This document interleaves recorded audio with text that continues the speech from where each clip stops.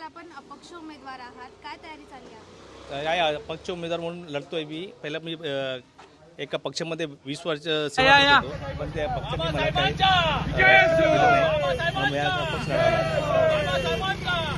तयारी खूप चांगली आहे, लोकांचा प्रतिसाद चांगला भेटतोय. आता बसपाचे आमचे सगळे कार्यकर्ते मला सपोर्ट करतायत.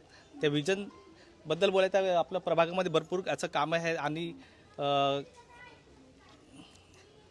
मॅडम, काय सांगाल, आपण बहुजन पार्टीमधून उभे आहोत आणि अशामध्ये आपली काय तयारी आहे, पुढे काय विजन घेऊन आपण चालणार आहोत? सर्वप्रथम मी माझ्या इथे उपस्थित असलेल्या सर्व बांधवांना नम्र विनंती करते की ते माझ्यासाठी इथपर्यंत आले आणि माझ्या पार्टीचे जे कार्यकर्ते आहेत मी सर्वप्रथम थँक्स बोलते की त्यांनी माझ्यावर विश्वास ठेवला या पदासाठी.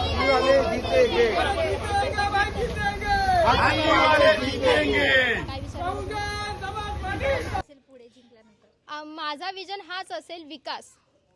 प्रभाग क्रमांक 13 या प्रभागामधून मी उभी आहे. माझा एकच विकास हा माझ्या प्रभागाचा विकास, हाच माझा विकास असेल, हाच एक माझा अजेंडा आहे.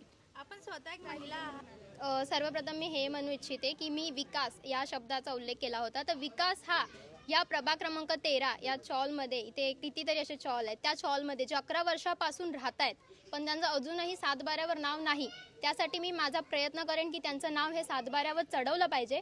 आणि दुसरा पॉईंट माझा हा होता की आपण सर्वांना माहिती आहे की इथे आपल्या राजांचं एक किल्ला आहे, त्या किल्ल्यावर जाण्यासाठी आपल्याला रस्ता नाही आहे. तर रस्ता बनवण्यासाठी मला माझ्या बाबासाहेबांनी, माझ्या शिवरायांनी, फुले यांनी मला एक संधी दिली आहे कार्य करायची, आणि मी ती माझी संधी पूर्णपणे काम करून ही जनतेला दाखवणार आहे. आणि मला असं वाटते की माझ्या जनतेचा सपोर्ट मला आहे, त्याप्रमाणे आता जे हे पाहत आहेत त्यांनी सुद्धा मला सपोर्ट करावा. एक युवा पिढींना एक संधी द्यावी. युवा शक्ती ही राष्ट्रशक्ती आहे. बाबासाहेब आंबेडकरांचा जय शिवराय.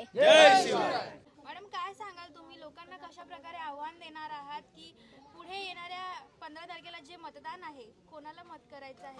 आपण आपल्या कार्यकर्ता कसा निघतोय आणि कसं काम करतो त्या हिशोबावर म्हणजे आहे, पण आपण नव्या पिढीला पण आपण हे द्यावं लागणार, एकदा तरी संधी दिली पाहिजे.